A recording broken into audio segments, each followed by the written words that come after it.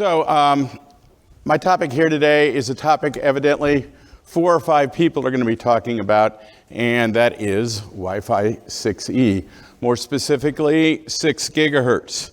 So I'm going to just go ahead and jump into it. That's me. There's my Twitter address. Always looking for more followers. Also follow me on LinkedIn. Obviously, you know I've written a lot of books about Wi-Fi over the years, and it's been a lot of fun.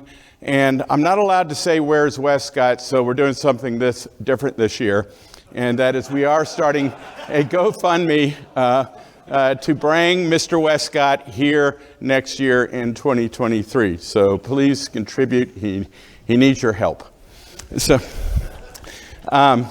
with that, we'll go ahead and jump straight into it. So the first part of this is going to be a little bit fluffy and things that you guys probably are already familiar with. But from then, I want to get into some technical things and also even talk about things from also about a business aspect about Wi-Fi 6 and 6E. And it's all about the spectrum. Features are great. There's always updates, Wi-Fi 5, Wi-Fi 6, and I'm cognizant to the fact that there's a little bit of update fatigue among partners, customers, and even this group, but this really is a big deal.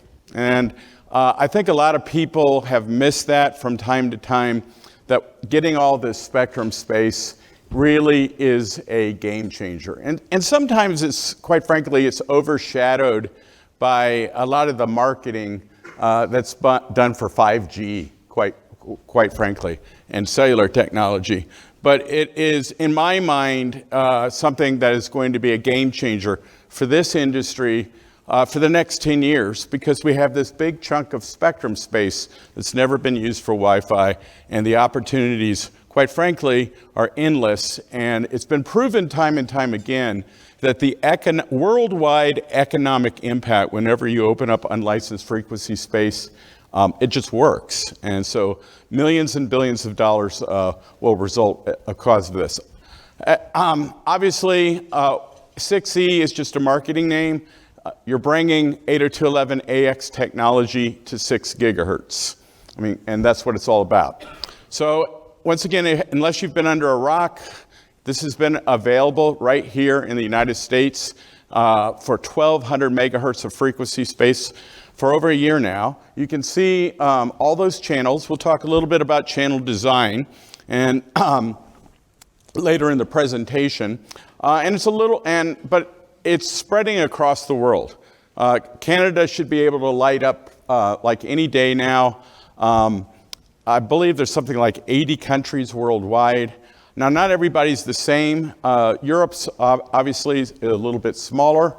We all kind of know that. For right now, they only have the Uni 5 band available. It is my understanding, though, that their regulatory bodies over there are going to take a look at some of the other Uni bands again in 2023. We should be able to actually, there's been 2 vendors that have already shipping Wi-Fi 6 EAPs, and about 4 others that are announced, and I'm sure they're shipping as well. We're already shipping into Europe, and believe it or not, we think we're going to be able to light up in Europe as early as March by what are called the notified body rules that allow us to turn the radios on, even though all the regulations aren't 100% worked out, but we may have to get a few things recertified. So we should actually be transmitting with some of our APs in Europe shortly, within a month. And the worldwide adoption has been huge. We know that. It's already available in Korea, Malaysia. We expect Australia, New Zealand, and others, and many others to follow.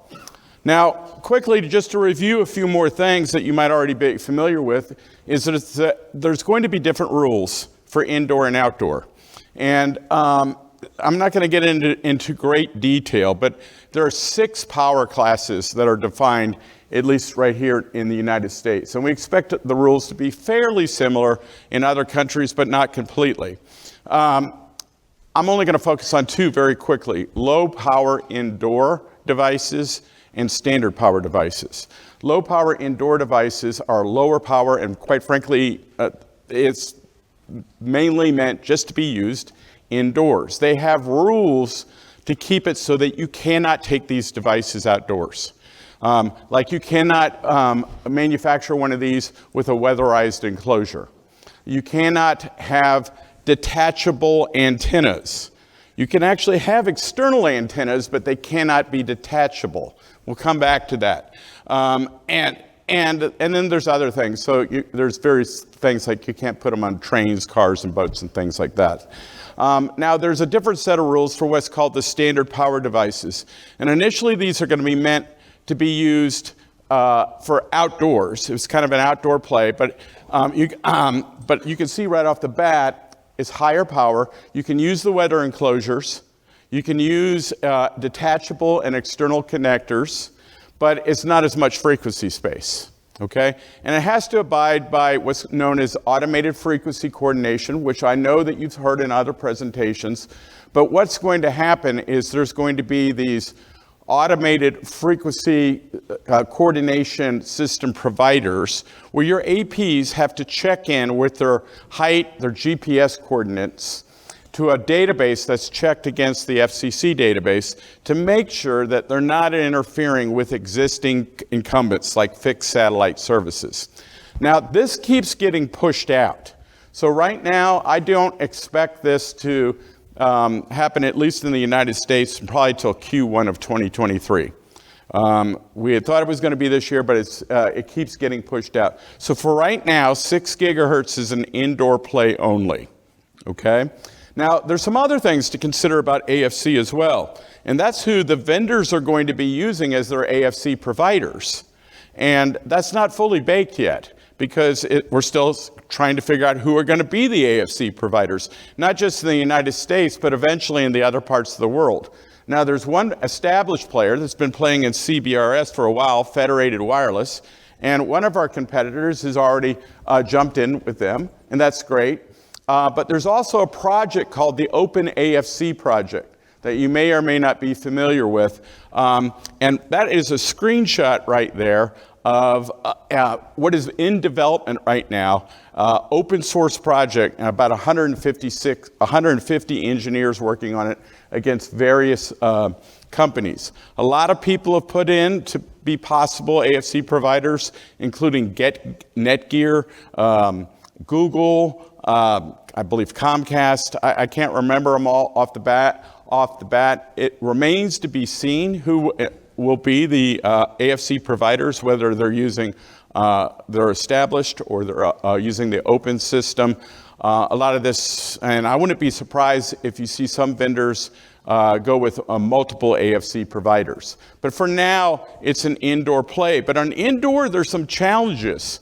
And there's some challenges because of the strict indoor rules for certain verticals. So think about indoors where, in freezers, and you need external antennas, and you need to put the antennas in the freezers.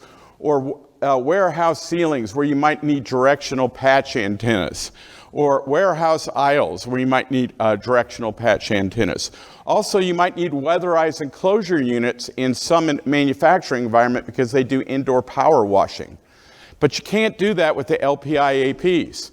What a lot of people don't know is that you will be able to do that with the standard power APs. Okay, so you might see eventually the standard power APs will be able to be used. You can use those indoors as well, but once again, they will have to abide by the AFC rules.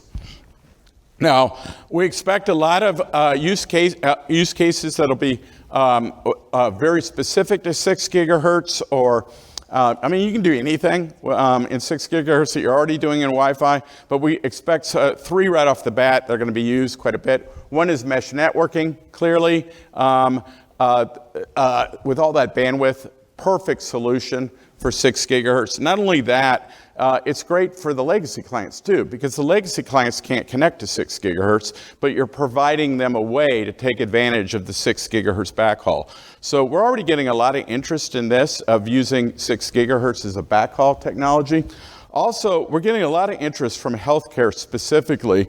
Is one of the underrated things about 6 gigahertz is the clean pristine RF environment, especially indoors. It's never been used for Wi-Fi, and there's no backward compatibility with the legacy Wi-Fi, which is a wonderful thing for the first time. We don't have to deal with all the old 802.11b clients anymore.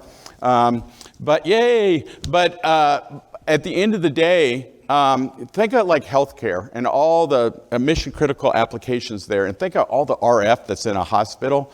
So like 2.4 gigahertz is almost useless, and 5 gigahertz can be troublesome. So we think in a lot of industries will want to move certain applications specifically to 6 gigahertz due to the pristine RF environment.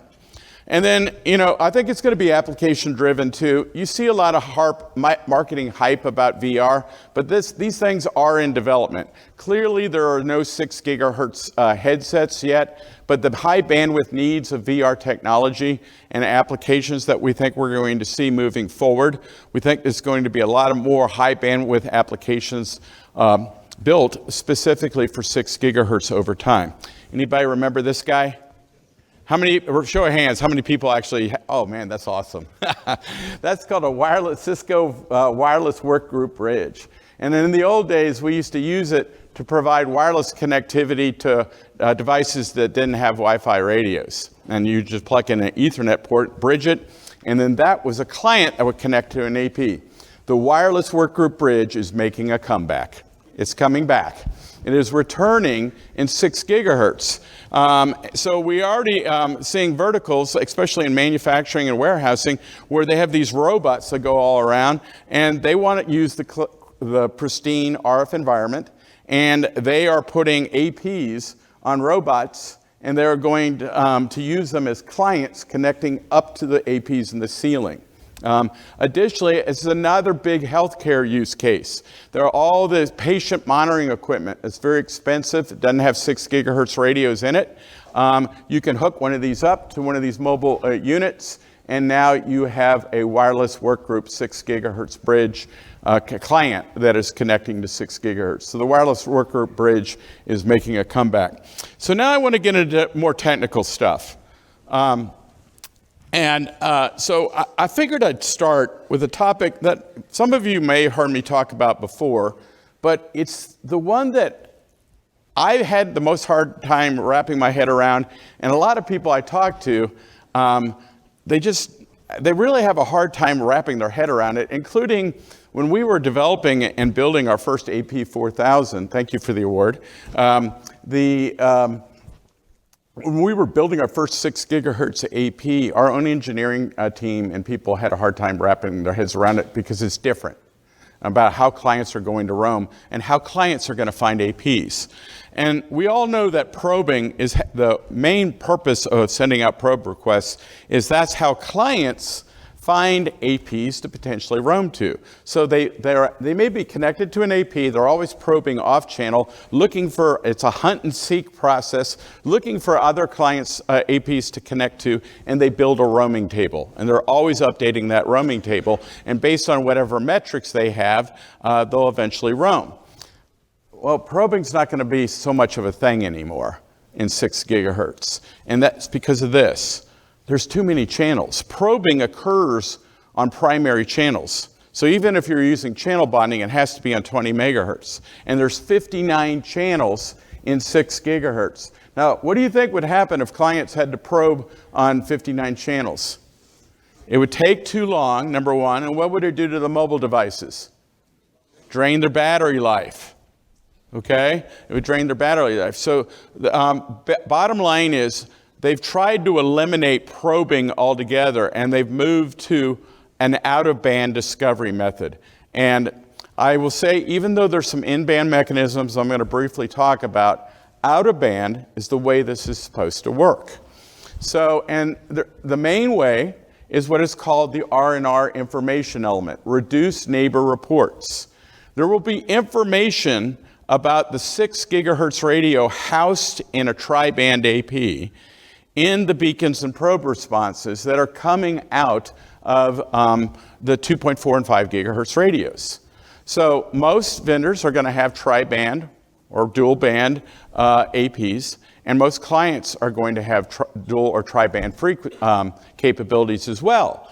So when a client, in this case, is sending 5 gigahertz probes, and the same thing at 2.4, the 5 gigahertz APs will all answer back with their basic service set information for their 5 gigahertz radio. But in the beacon frame and the probe response frames will also be this field called the information element that says, hey, thought you should know there's also a 6 gigahertz radio in this AP. Maybe you should go play with him instead.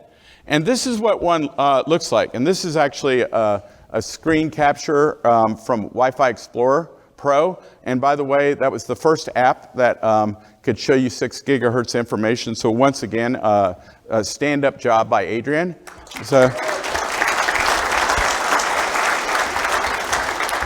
And you can actually see a R&R report right here, and it's in a probe response, and it's actually showing, look, it's in channel 53. Okay, I got a radio, it's in channel 53. You see the BSSID, you see the short SSID. That is a hash of what the actual SSID is being broadcast out in 6 gigahertz. This can be the same SSID that's being broadcast in 5 gigahertz, or it could be different. You can see that in a field there. And it also indicates that it's co-located. So you're relaying the information out of band about an existing wireless network that's operating in that, housed in that same AP. Roaming is actually going to work this way too. Okay? Now, there's still a lot we're going to have to learn about roaming because, quite frankly, this is new. We're used to roaming and clients doing it by probing, right? So I think over the coming months, there's going to be a lot more testing that's going to need to be done on the client side. We have begun with mixed results, but at the end of the day, the clients are still going to be probing off-channel, and by probing off-channel, even if they're already associated to a 6 gigahertz radio on, say, channel 53, they'll still be probing off-channel, and they'll find out their information about other 6 gigahertz radios by doing the probing off-channel on both 2.4 and 5 gigahertz. And then once they find out about it, they build roaming tables based on 6 gigahertz. Okay? And then they'll still roam at 6 gigahertz. Now, one question I keep getting is, well, what if I have multiple 6 gigahertz SSIDs that are being broadcast out? And so can I relay that information in the probe and the R&R information elements of the probe responses? And the answer is yes. And you can actually see that in this slide. You will actually, there's these what are called TBTT fields that can give you the information about multiple SSIDs that are existing in basic service sets that are operating at 6 gigahertz. So even if you have multiple SSIDs, that can be relayed in a single R&R information element in a probe response off-channel. There are some limitations, but I think they're chipset based. So I don't know about all the chipset vendors, but I think right now it's 6. Okay, is the limitation at the moment. Now there are some methods in band. I'm going to try to go through these rather quick because here's the thing: these in band methods, and this is what most people don't understand and push back on. They are meant if you have a 6 gigahertz only AP. Meaning you only have a 6 gigahertz radio in it. That's what these are meant for. Now, I don't know of any vendor that's going to make something like that, at least initially. Maybe like, I don't know, a point-to-point bridge or something like that. But almost everybody's going to have multi-frequency APs. But these methods are intended not, if you have 2.4 and 5, you're not really supposed to use these methods. Okay? And 2 are passive and 1 is active. One, the passive method is the unsolicited probe response. So you're not sending, and this is all about, we don't want clients probing because there's too many channels, but we can still send probe responses, but it's unsolicited. And they are sent every 20 time units, approximately every 20 milliseconds, and you can see one right there, okay? Chatty? Okay, sorry. All right.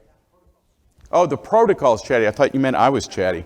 Okay. I thought he's giving me feedback in the middle of my session. All right. So, but yes, it is chatty. It's obviously it's a broadcast frame, and it has a lot of the same stuff that's in a beacon, and it eliminates the need for probe request. It is timed well though for voice. Here's the thing though.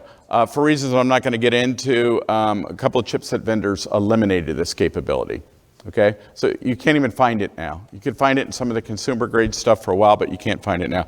The one that is still existing is called FILS. Okay, and FILS is like a beacon that's been compressed, and it's an action frame, and it doesn't have all the same information that's in a probe response, but it does have the channel information and the channel information and the channel size information. So it's a quick, easy way to relay that information.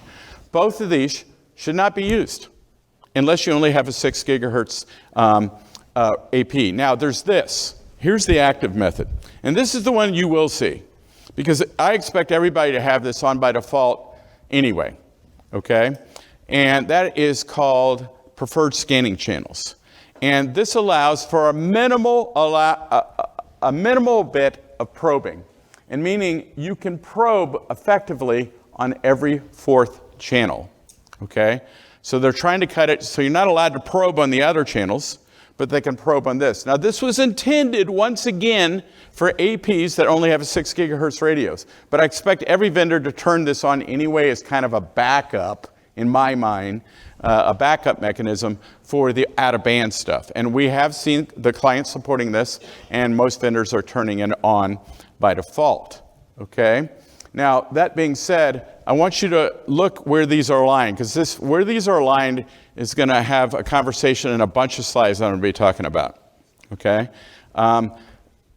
Look where they are aligned, and another rule is that if you're using PSC channels that are used for probing, every 4th channel, 20 megahertz channel, they also have to be the primary channel, okay?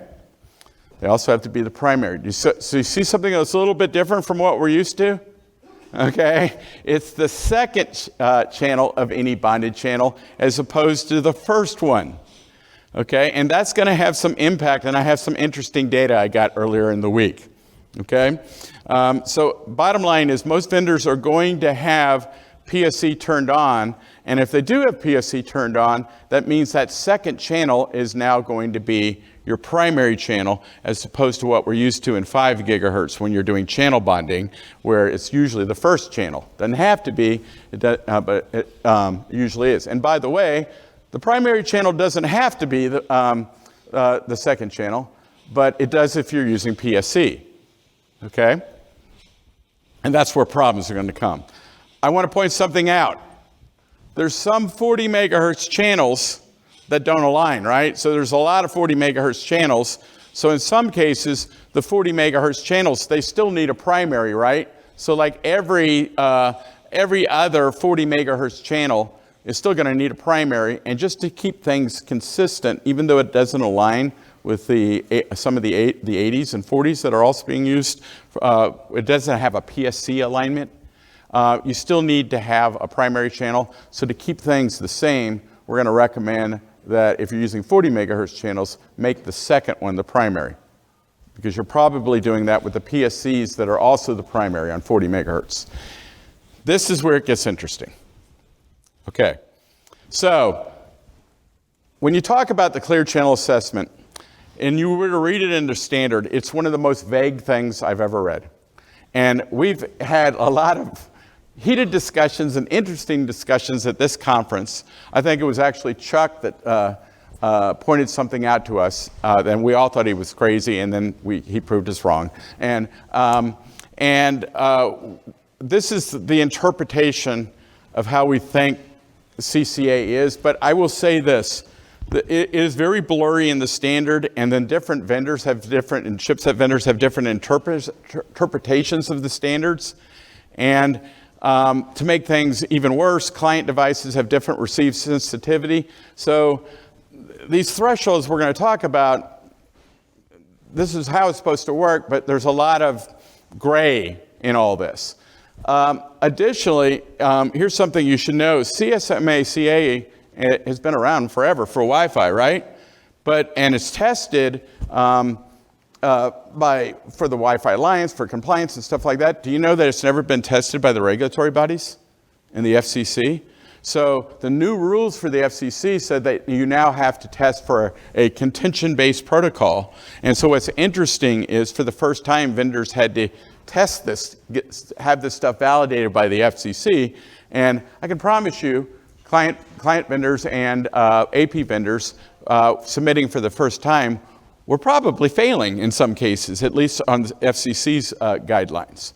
Now that being said, there's two thresholds for CCA. One is the signal detect, which is a method of detecting the 802.11 preamble. So think of that as a way of detecting other 802.11 radio transmissions. And if you hear them, you have to defer. And then there's the energy detect, which is a method of detecting any and all other RF transmissions. The signal detect, the loose definition of it is it typically falls about for detecting the 802.11 preamble at about 4 dB above whatever the noise floor is. And the energy detect is minus 82 dBm for other RF. Now this is where it gets weird historically. So let's look at this historically, because with channel bonding, it's been troublesome, okay? So first in, and if you remember in, we had offsets. And you could switch between primary and secondary. But your primary had the same thresholds for signal detect and energy detect, but your secondary, check that out. There was no detection of the preamble at all, and the energy detect threshold was way up. So here's what happened. Here's the problems. If you have a mismatch of what your primary and secondaries were between nearby APs, and this was common because we had the offsets and people were doing the 40 plus 1 or 40 minus 1, 36 plus 1. You would get this quite a bit, and they'd step all over each other. So because there was no carrier sense on the secondary channel, there was no detection of the 802.11 preamble, and the energy detect threshold was so high, a lot of RF interference, too high for detecting some RF interference, guaranteed collisions and data corruption. And if you did this, what you saw right here by nearby APs, where your primary and secondaries are mismatched, they stepped all over each other, and the throughput was horrible. Now, it got a little better with AC, and this is the same way it's being done with AX. They actually added a signal detect so you can finally detect the preamble at neg 62, or 72, excuse me. So finally, they added some preamble detection.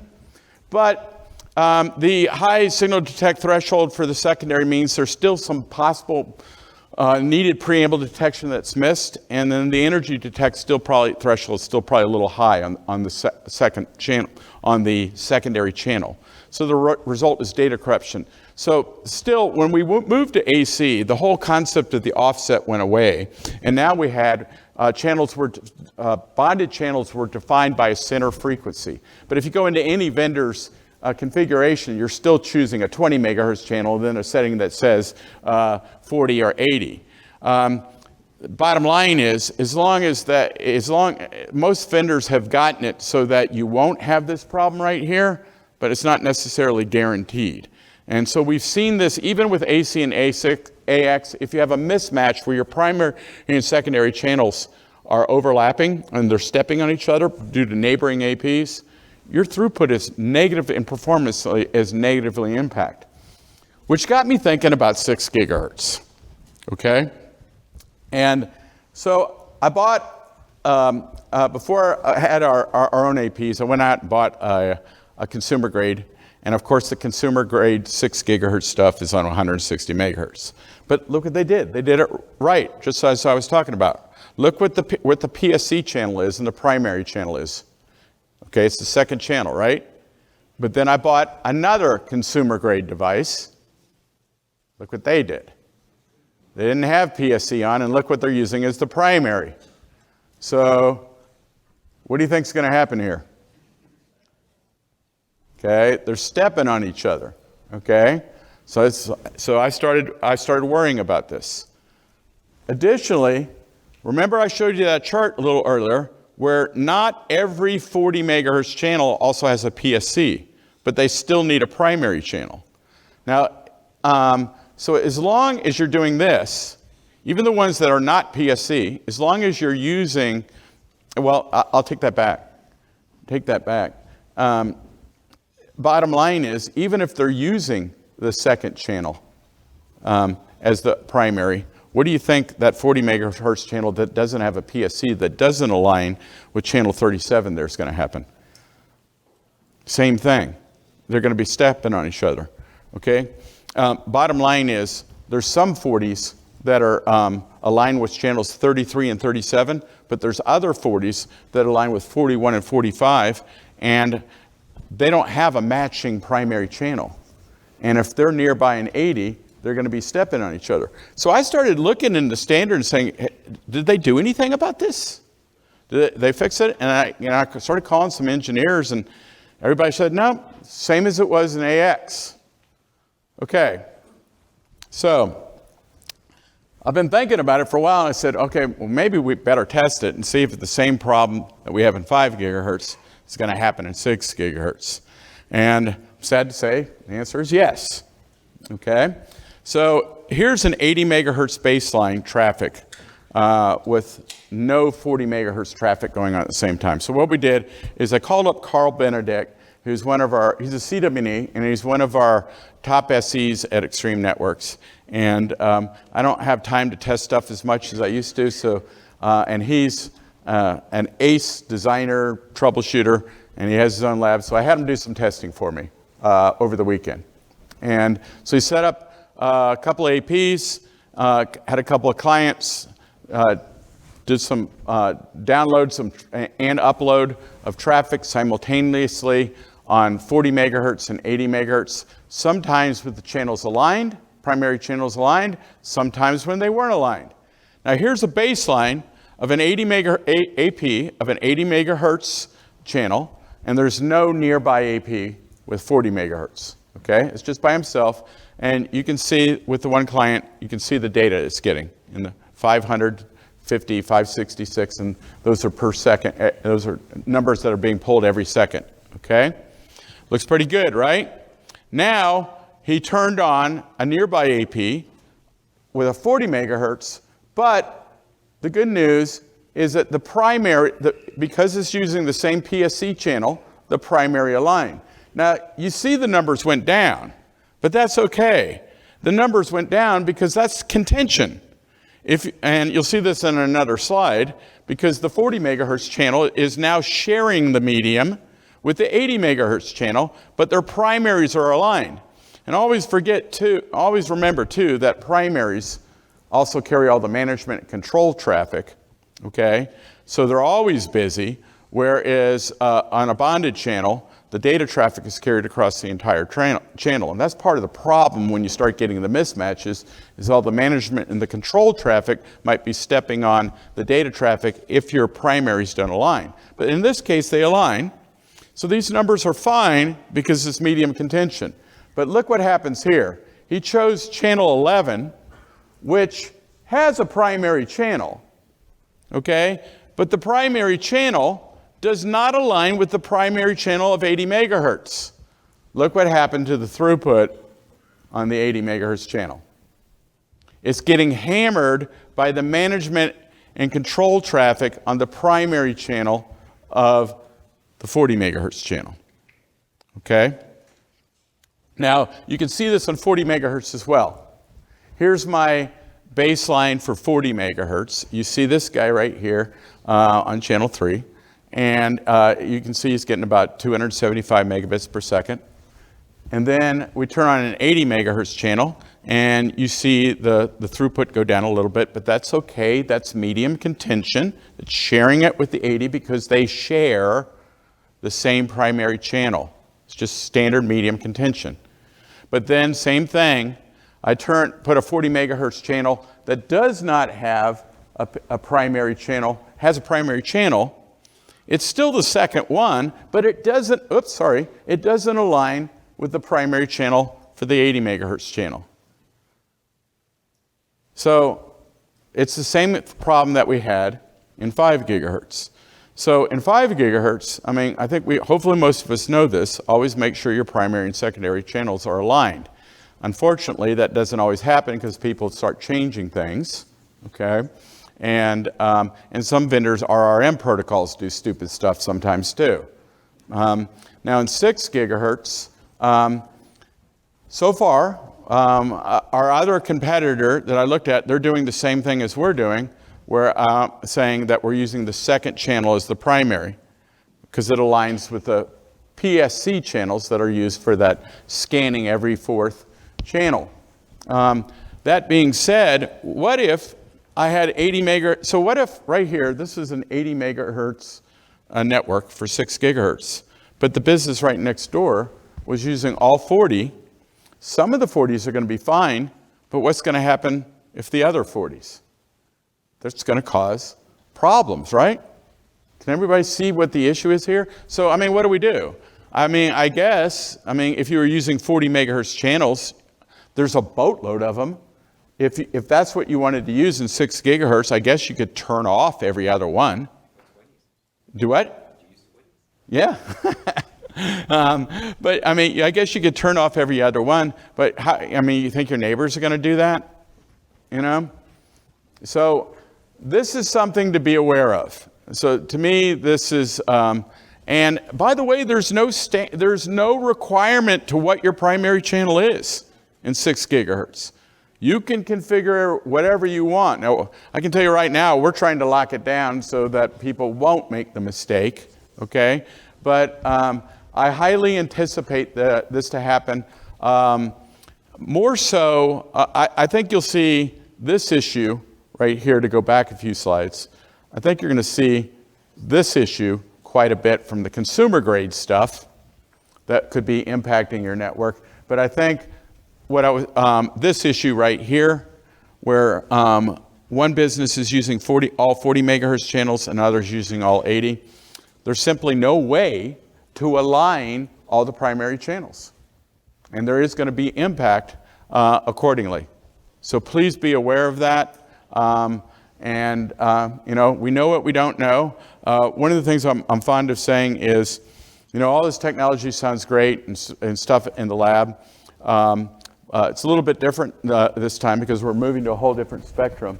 But we always learn stuff until we don't really know what's going to happen until it's field tested. Okay, and so we can do things in the labs and things like that, but 6 gigahertz is just now starting to get field tested. Extreme and one other vendor started shipping their APs in Q4. They're just now being hung in the ceilings, okay? So unfortunately, we don't have a lot of data yet, but it's coming fast. It's coming fast, and there's like 4 other vendors that have all announced, enterprise vendors that have announced APs, and if they're not shipping already, they're probably shipping soon, and we'll be able to get data from the real world as well soon. So I expect when I come back here in a year from now, we're going to be talking about things about 6 gigahertz that we hadn't even thought of, or maybe even this, David, all that stuff you told us was completely wrong. Because at the end of the day, until stuff gets field tested, we know what we don't know. Now, a couple other things you need to be thinking about. Security. There is no WPA2, and there is no open networks in 6 gigahertz. Okay? Well, that's good and bad. We always want stronger security, but it's not bad. We want stronger security, but there's things that you need to think about. Okay, and here's the key takeaways. Takeaway number 1, there's no more unencrypted. That's a good thing. So you're either using PSK or 802.1x or OWE. I've never been a big fan of OWE because it's only half the equation, but at least it's encryption. There's no more PSK security.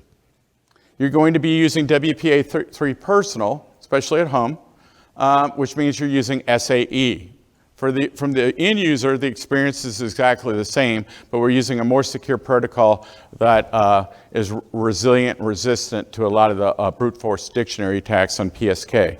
And whatever you're using, OWE, 802.1x, or SAE, management frame protection is now required. And there's no need for the transition modes in 6 gigahertz because there's no backward compatibility. But here's another key takeaway, and this is what I think you're going to see a lot of initially. I think initially you're going to see different security on the bands. And I think you're going to see WPA3 or OWE on 6 gigahertz. And I think you're still going to see a lot of open and a lot of WPA2 on the legacy bands, and for a lot of reasons. Number one, I mean, I would say right now, I mean, just some of the numbers that we looked at in our current customer base, only like 3% of them have even turned on WPA3 in the newer bands. Now, or the older bands, excuse me. Now, we want them to move that way eventually, but the issues are you have to turn on transition modes. And if you turn on transition modes for WPA2 and WPA3 to coexist, there might be issues with drivers from legacy clients. We've seen that occasionally, okay? So that's issue number one. And then the transition mode for OWE, it means you actually have to have 2 SSIDs, and nobody wants to do that. So at the end of the day, I think especially guest traffic, if it's going to stay open, is probably, I think guest traffic is going to stay in 5 gigahertz for a while, for a long time, okay? Now, eventually, let's hope, as time goes on, that we can get the stronger security to be more widely adopted in the other band as well, or the legacy bands as well. But for now, I think you're going to see a lot of this. 2 different security. And SSID segmentation across bands is already a thing, but now it's a little different because you're going to have SSID segmentation with different security. Also, we have a new rogue AP attack. I think JJ's talking about wireless security later on, and I hope she concurs with me that now 6 gigahertz is a now potential rogue APs, especially from the consumer grade stuff.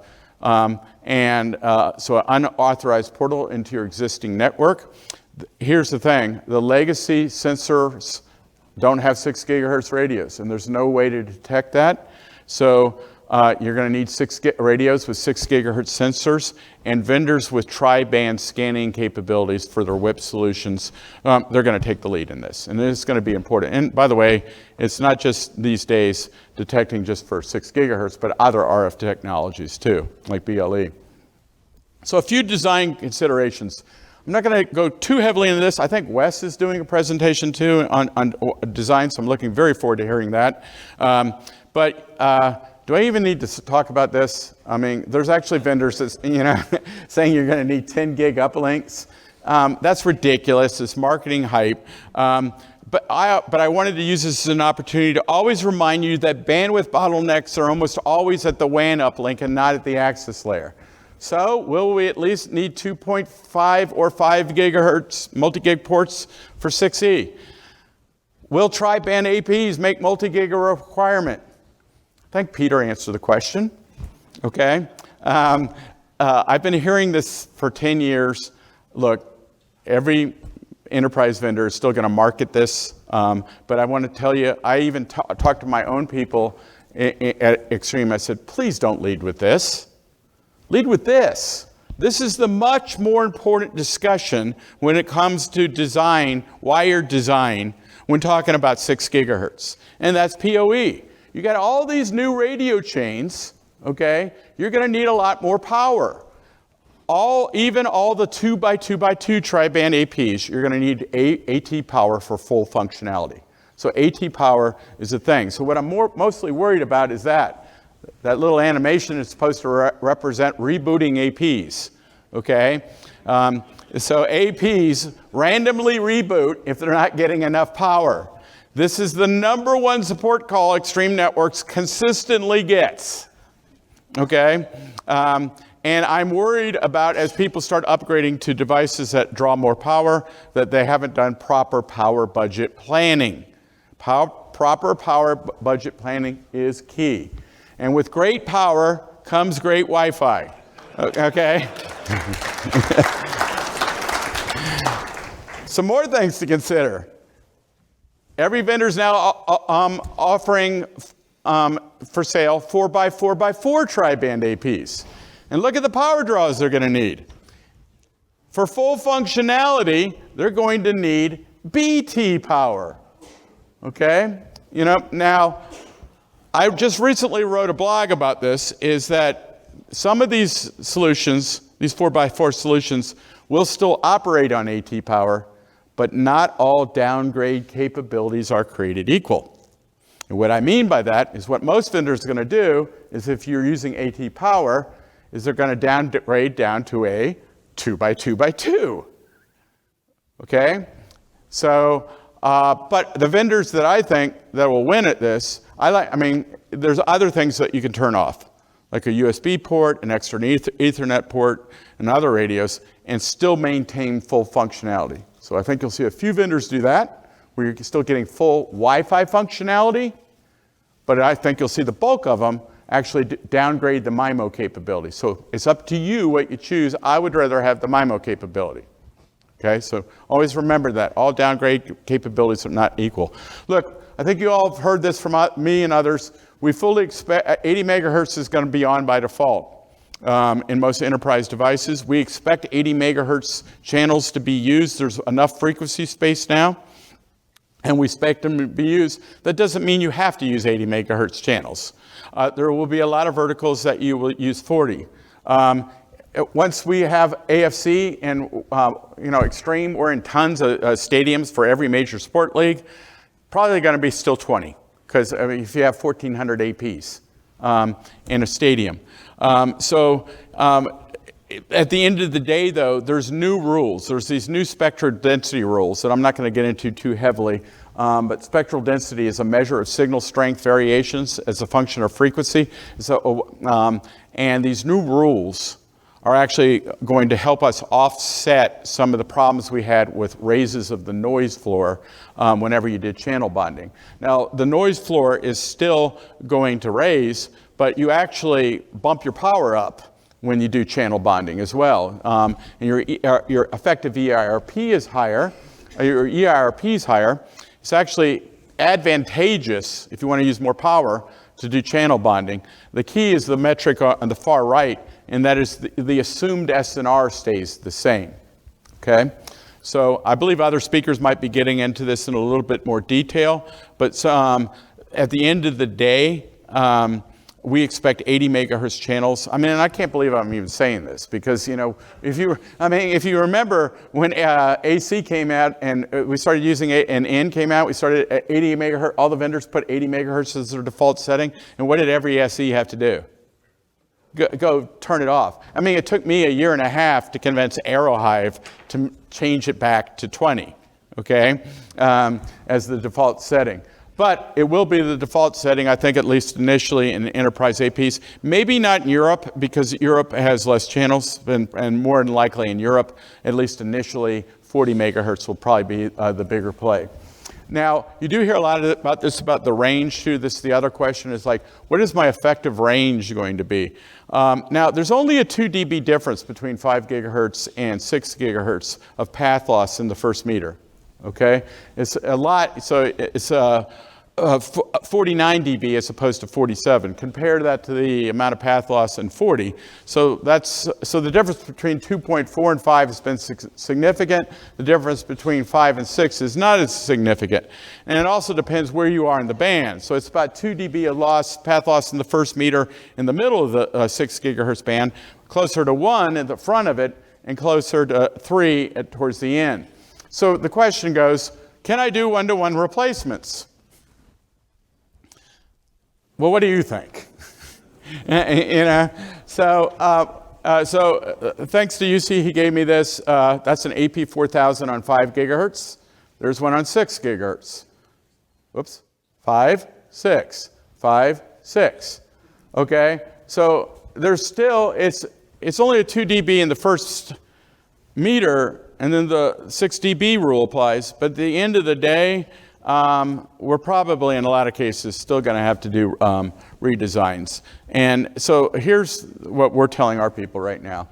If it's a situation where you have an AP that's covering like 2 rooms and it's just drywall, you'll be okay. It shouldn't be an issue, okay? But if the material's brick or something else, you may have to look at a redesign, okay? And or if you have more than, if you have several walls of drywall, it's not going to be the same as 5 gigahertz.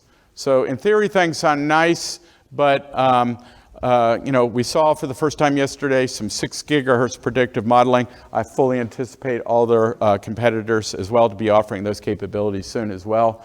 And of course, we'll learn a lot as we start validating these things in the field as well. So I don't think I'm preaching to the choir here. Design and validate, right? So, but I have a challenge for everybody, and I want you to think about out-of-the-box design strategies with 6 gigahertz. So one that we're thinking about doing and working on is, how about designing for 6 gigahertz for capacity, but 5 gigahertz for roaming in 2.4? So in other words, you could, in some cases, this is a way you could do a one-to-one replacement with salt and pepper, or maybe you're doing a one-to-one replacement, but you know that if you don't do a redesign, there's going to be some dead zones for 6 gigahertz. But as long as you identify that those areas may not necessarily need our high capacity and still have 5 gigahertz coverage, you can roam freely back and forth between 5 and 6. So we're starting to do some testing on that. There's one caveat to that, though. What does that require? It's contradictory to something I said earlier. Same SSID. So keep that in mind as well. I've also heard about people talking about using different chunks of the 6 gigahertz band for different applications, okay? And there's a lot of frequency space. So much like I think you're going to see a lot of new application-driven innovation and new high bandwidth applications, this is the group that needs to be challenged to come up with creative ways to design for 6 gigahertz. And I think you will. We have a very creative group, and I think a lot of the traditional design strategies might go out of the box. And I challenge you to think out of the box, because a lot of you are a lot smarter than me. So I really hope next year that some of you are up here presenting and showing you some creative thing that you did with 6 gigahertz that nobody else thought of. Now, there are a bunch of clients available, okay? There's the AX210 and now the AX211. That's in high-end laptops, okay? It's natively supported in Windows 11. And if you're using Windows 10, make sure you have that upgraded patch, or otherwise it's not a happy day. Also, it's in something like 20 smartphones now. It's already in the Samsung's had it out for a year. They just announced their new smartphone, and they have more coming. The Google Pixels, and there's about 10 other brands. Yes, it's not in any of the Apple products. One of the biggest challenges, and I'm going to be honest here, one of the biggest challenges in 6 gigahertz right now is clients, and from two perspectives. Number one, the client costs are high. So the client cost of the radios need to come down so that we get a greater proliferation and get them in some of the cheaper smartphones. And cheaper laptops, just not the high end. By the way, you can take that OX210 and put it in some cheap laptops. This is a Lenovo IdeaPad 3 that I bought for $250 from Best Buy, and it's operating an AX210. But at the end of the day, clients are going to be a challenge because right now most of them are high end and expensive. And number two, what's the other problem we always have with clients? Drivers. Okay, so, and then I have a couple more slides here. I'll just wait for Wi-Fi 7. Okay, so Wi-Fi 7's not even a thing yet. And by the way, it's being built on 6 gigahertz. Most of the features that are being discussed are, in my mind, consumer-grade features like 4K QAM and 320 megahertz channels. I bet you're all looking forward to that. There is some interesting stuff like multi-link operation. That will be good for the enterprise. I believe Metka is talking about that, so I'm looking forward to her presentation on that. But at the end of the day, 6 gigahertz is already here. So the analogy I use is this. I just bought a new home, and I bought this new Dodge Ram 2021. And as soon as I drove it off the lot to get to my new mountain home, guess what? The 2022s are out. There's always a new model around the corner. That conversation hasn't changed. And so people are missing the point. It's not the features, it's the spectrum. That's what's the game changer. Wi-Fi 7 eventually will bring us new features, and Wi-Fi 8, and so will Wi-Fi 9. But where we're at right now is the spectrum, which brings me to this conversation. Somebody had to say it, okay? Of course it's not dead. 5 gigahertz is alive and will be for many years. But this new Uni 4 has been made available for Wi-Fi in this band. And I'm okay? All right. It's been made available. Here's the thing. Some vendors with their new 6E products are also going to include these channels. And other vendors won't. We're not. And so there's this little game vendors play with each other, right? It's called the RFP game. And they say, we support this. And they try to write each other out in deals. And you will see vendors try to do this. They say, we support Uni 4. I see absolutely zero use case currently for using Uni 4 in the enterprise. Zero, zip, none. Go ahead. Is this US only right now, that I know of. It is available in the US, but I mean, who knows? All these regulatory bodies talk to each other, so we'll see. But at the end of the day, here's the problem with this. You could turn this on a new vendor AP and put these channels in your 5 gigahertz for use pattern, but what about all the legacy clients? They don't support those channels, so what happens when they come into that area? Dead zone, okay? You got a dead zone. Additionally, the other big hype I hear about it is like, ooh, we got another 80 megahertz channel. Really? Do you really use 80 megahertz in 5 gigahertz? Corner cases, maybe. If you're going to be using 80 megahertz, there's a place to go. It's called 6 gigahertz because you have a lot more frequency space. So yeah, I mean, there's always corner cases, okay? But I anticipate most vendors that offer this capability, and who knows, Extreme, we might put this in one of our APs too. But at the end of the day, I don't see anybody turning it on anytime soon, except for maybe in an isolated area. Okay? And then the last topic. There's my friend Jason, who was complaining that no vendors are shipping him APs. Sorry, Jason. All right, so supply chain, it's a thing, okay? It is a thing. We all know with it. I've never seen anything like it, and every vendor's dealing with it, okay? And so it's hard to get the parts, it's hard to get a manufacturer, and the lead times are ridiculous. And I have to be a little bit careful in how I talk about this because I'm a publicly traded company. But I want to say that there was a report that came out about 2 weeks ago from a respected industry analyst that started poo-pooing Wi-Fi 6E and saying that Wi-Fi 6E, just wait for 7, because the vendors can't get them Wi-Fi 6E radios, but they can get them the Wi-Fi 6 radios. And that customers want the Wi-Fi 6, they don't want the new stuff with the 6 gigahertz, and a lot of it's due to supply chain. That is utter nonsense. The supply chain problems are across the board. And if anything, sometimes getting the older parts is harder.